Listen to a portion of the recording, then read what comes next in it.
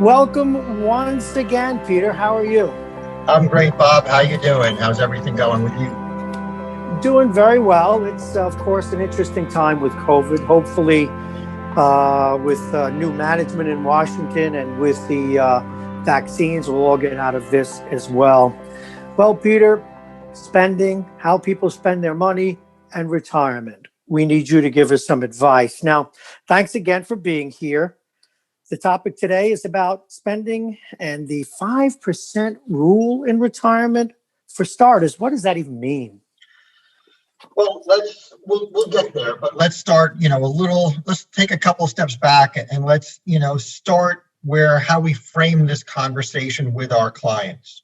And one of the most important things we do with our clients is financial planning.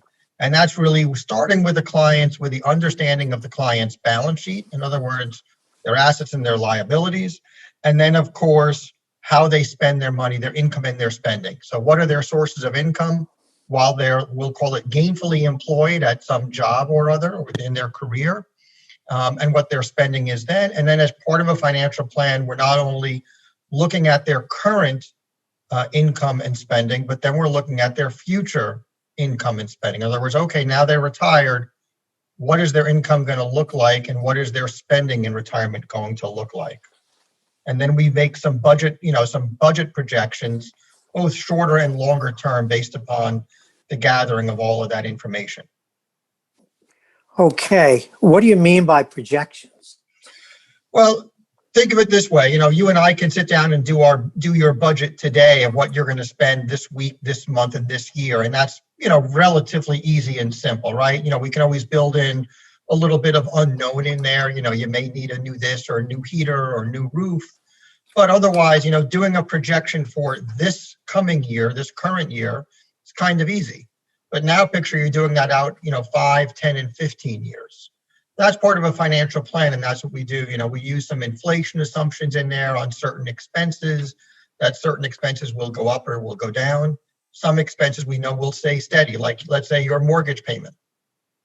Your mortgage payment of $1,000 a month, assuming you have a 30-year mortgage and you don't refinance, forget those little nuances for a second, that $1,000 a month payment is going to continue for, the next 30 years or until your mortgage is paid off.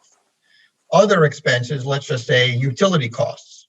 We can make an assumption that in a year from now, and 2 years from now, and 3 years from now, your utility costs are going to be increasing by some level of inflation, right? I don't think Con Edison is going to start lowering your utility bills. No, I don't think so. Now, what about deficit spending? Some people spend more money than they have. Well, that's kind of a problem, right? I mean, generally, we think for most of the time, most of us should be doing, having a savings surplus. So you make $100 and you spend $90. Now, in the ideal world, let's just use that as a very simple example. You're making $100 a month and you're spending $90. That's great. Obviously, there are going to be some months where you spend $100, and there are going to be other months where you spend $110, right? Unexpected expenses, healthcare costs, some car repair comes up. Even though you may budget that out, but that's what those savings come in for, right? Those extra $10 a month savings come into the months where you need a little extra because of a bigger one-time expense, right? So it's not always equal. Your income is not always equal, but generally your income stays pretty close. It's your spending that goes up and down, right? There's a portion of your spending that's very stable and predictable. And then there's a portion of your spending that obviously can change quite a bit, which is why you need that savings built in there. And you and I, we can think of it as, okay, you tap into your savings when you need it. The only people that I know of that can effectively be deficit spenders and do it ad infinitum is our federal government. And that's because they've got a printing press. I was going to say they have that printing press and they should just pump out more bills. Right. If you and I did that in our basement, I think we'd be in jail for that, right? We can't just print money because we'd like to. How unfortunate. It is, but that's the reality that we live in, right? It certainly is. Okay, thanks for that. But let's move forward. Explain how this works and what's behind this. I've heard this referred to as the endowment way, this 5%. I think that's a great way to frame it. And that's the way we frame it with our clients as well, right? So let's explain what an endowment is for those folks that may not be aware. Let's just use, your typical ABC university, right? Has these, people read about Harvard and Yale and the Ivy Leagues, and almost any college out there has their endowment funds, right? These donations that are made over many years and decades by their, generous people. And they put these in endowment funds where they say, we're not going to spend the principal, but we're going to spend the interest off of what we earn. And typically longer term horizons when, endowment funds, unlike you and I, right? Endowment funds are going to go on for decades and centuries even. So they really want to keep this money there in perpetuity, unlike the money that you and I might earn and save. It's not there in perpetuity. So there's these endowment rules that have come into place through, lots of studies over many, many years about endowments generally spending about 5%. And the base comes down is that they think that they can, over market cycles, can earn, let's use an example of 8%. And let's use this typical example. So you've got $1 million and you earn 8% and you spend 5%. So right there, you've got that extra, let's call it 3%, right? Well, let's assume that 1% of that covers all of the expenses and costs involved in running the endowment. Then the other 2% that's left over, right, allows for inflation. Because again, as we said earlier, we know that some expenses that we have are going to be increasing year over year over year. Some are relatively stable. But the only way that we can account for inflation is to have this extra little bit of growth in there. So again, start with $1 million, you earn 80,000, you spend 50, you pay $10,000 to the investment advisory firm that you're working with. The other 20,000 stays in the account. So now in year 2, you've got $1,020,000. Now you can draw 5% of that $1,020,000. Well, that's 51,000. That extra $1,000 helps account for those extra expenses, the inflation, if you will. And really what we've done over the years is we've taken that same concept of endowments and put it into an individual. Okay, can you explain briefly about how inflation works in this regard as it affects our buying power? Well, again, you always reflect back as a kid, how much did a gallon of milk, a loaf of bread, a gallon of gas, any of those things cost, right? Go back 5, 10, 15, 20, 30 years ago. Maybe you forget gas, oil is a different commodity, but generally most of your expenses for your everyday items generally increase, maybe not from Monday to Wednesday to Friday, but from the year 2000 or the year 1990, the goods and services you were buying in 1990 or the year 2000 or 2010 were more expensive in 2020, and they'll probably be more expensive in 2030 as well. So that's, if you want to think of it, yes, there are lots of different measures for inflation that one can use, but if you think about it, it's that cost of goods increasing, the cost of that item you're purchasing going back up.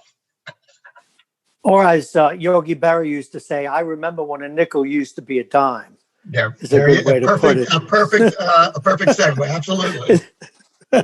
Okay, now let's say I've retired, which I'm not, or one is retired. How does your spending change?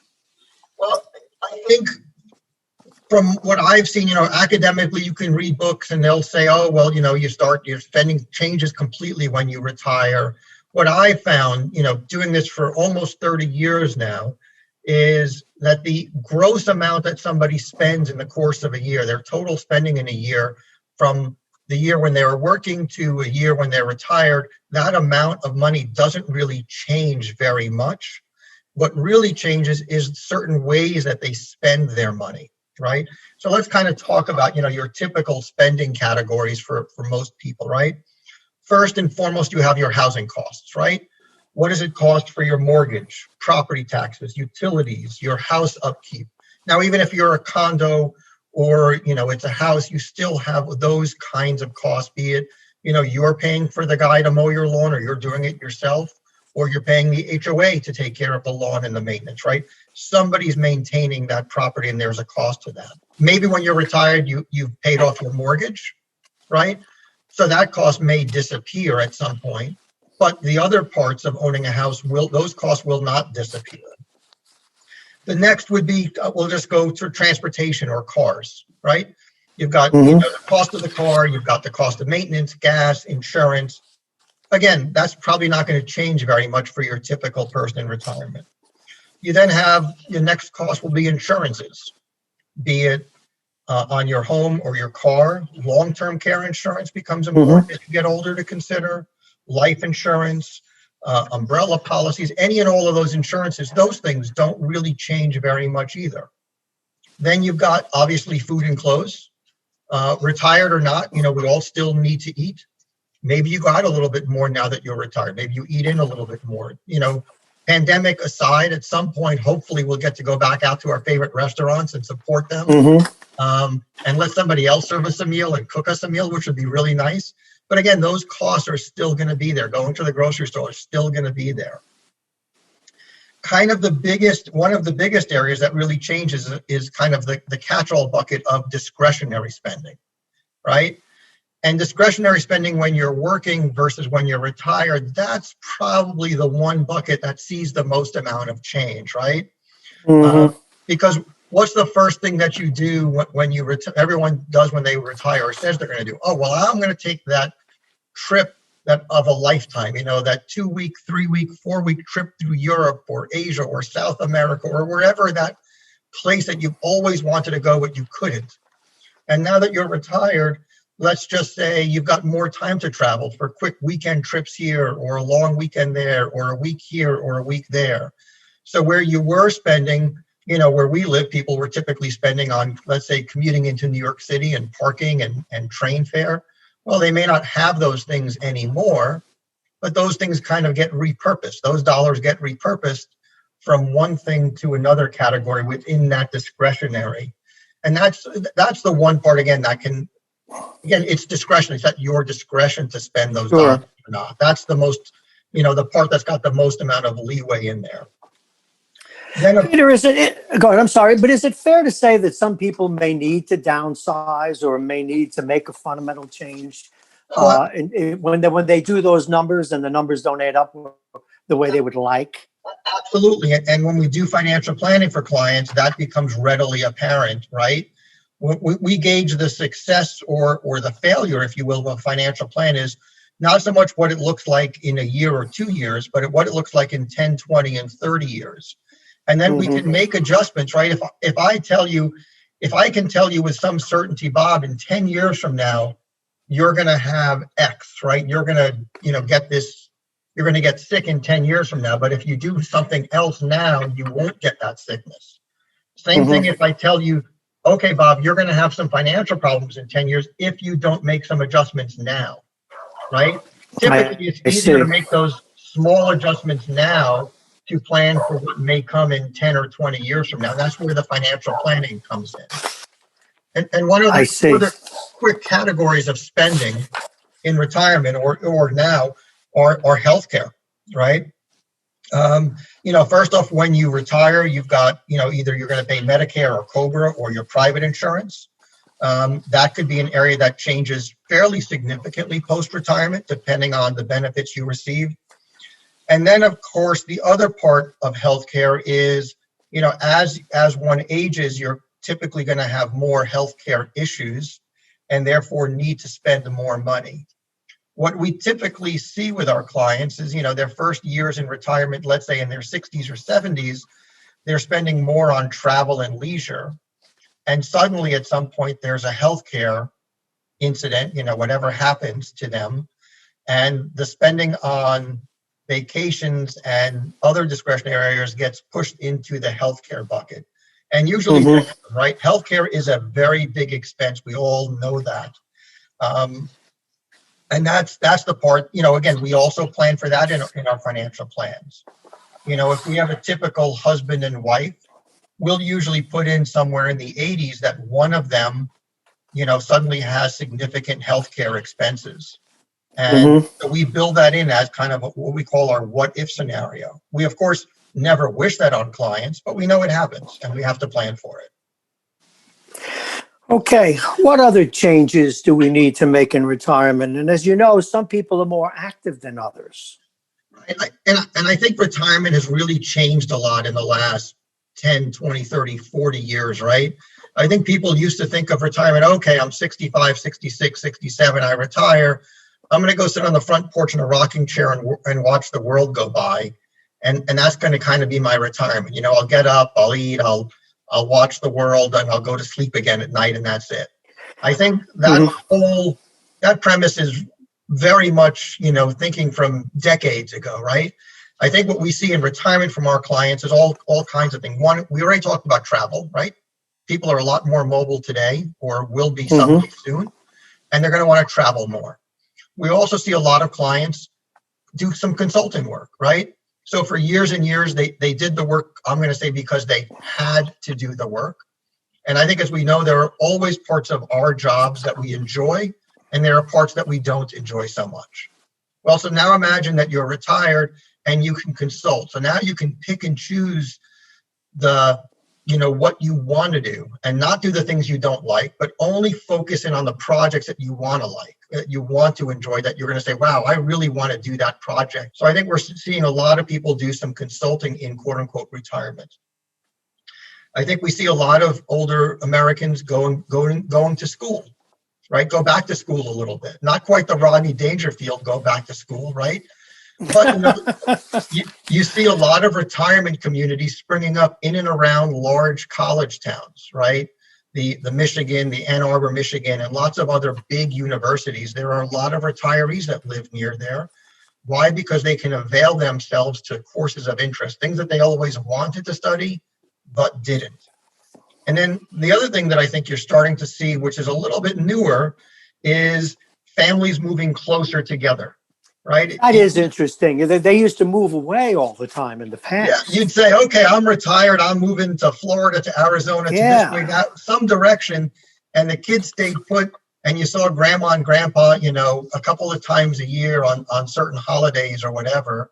But now you're starting to see families starting to live a little closer together. I've seen the trend where some of the large home builders are actually designing homes to have kind of what they call the quote unquote the in-law suite, right? So you actually have them not just living nearby, but literally virtually under the same roof.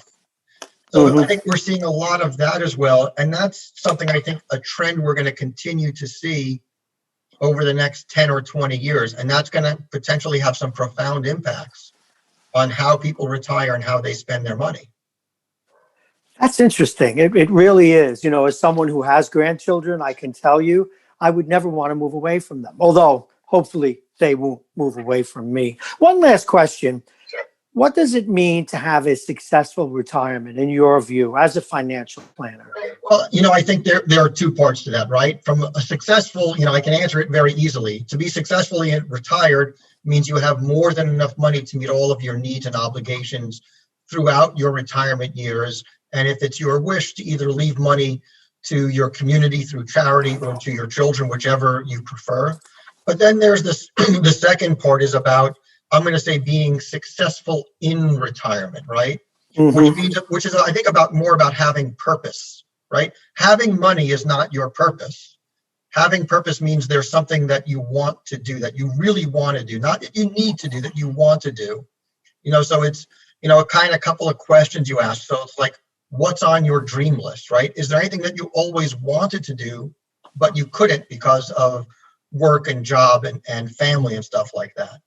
Then, of course, the next thing is, what's on your curiosity list, right? Something that's kind of always fascinated you and something you want to learn, be it a new language, right? Did you want to learn French? Do you want to learn how to be a French pastry chef? What is it that you really want to do? And then the third is kind of what's on your mastery list. Really, what do what not only do you want to learn a little bit about, but what do you want to become a master at doing, right? That's interesting. Like I've got a couple of clients, when they retired, they love to kind of dabble and fix things. They set up their own little wood shops, right? And they became masters at building little pieces of furniture or stuff like that. It was just something they always wanted to do. They didn't have the time. So I think part of a successful retirement is finding that purpose, that why, right? It's easy to find that. We think it's easy to find that purpose when we're working, but what about when you're retired? And you have to think about it. Final thought is, for most of us, when we retire, let's say at 65 or 70 or something like that, our life expectancy is probably going to be 20 or 30 more years. So to think you're going to spend 20 or 30 years and be happy without a sense of purpose, I think you're going to be sadly mistaken. So you have to give some thought to that. That is really, really great advice. And as someone who is entering those years myself, I've actually come to grips with some of that. Your advice could not be more spot on. Peter Lang, it is always good to see you again. Folks, as you know, Peter's a managing director and partner at Hightower. Thank you very much for your time once again, and we'll see you soon. Take care, Bob. Be well, and I'll look forward to seeing you in person someday soon. Hightower Westchester is a group of investment professionals registered with Hightower Securities LLC, member FINRA and SIPC, and with Hightower Advisors LLC, a registered investment advisor with the SEC. Securities are offered through Hightower Securities LLC. Advisory services are offered through Hightower Advisors LLC. This is not an offer to buy or sell securities. No investment process is free of risk, and there is no guarantee that the investment process or the investment opportunities referenced herein will be profitable. Past performance is not indicative of current or future performance and is not a guarantee. The investment opportunities referenced herein may not be suitable for all investors. All data and information referenced herein are from sources believed to be reliable. Any opinions, news, research, analyses, prices, or other information contained in this research is provided as a general market commentary. It does not constitute investment advice. Hightower Westchester and Hightower shall not in any way be liable for claims and make no expressed or implied representations or warranties as to the accuracy or completeness of the data and other information, or for statements or errors contained in or omissions from the obtained data and information referenced herein. The data and information are provided as of the date referenced. Such data and information are subject to change without notice. This podcast was created for informational purposes only. The opinions expressed are solely those of Hightower Westchester and do not represent those of Hightower Advisors LLC or any of its affiliates. Hightower Advisors do not provide tax or legal advice. This material was not intended or written to be used or presented to any entity as tax advice or tax information. Tax laws vary based on the client's individual circumstances and can change at any time without notice. Clients are urged to consult their tax or legal advisor before establishing a retirement plan.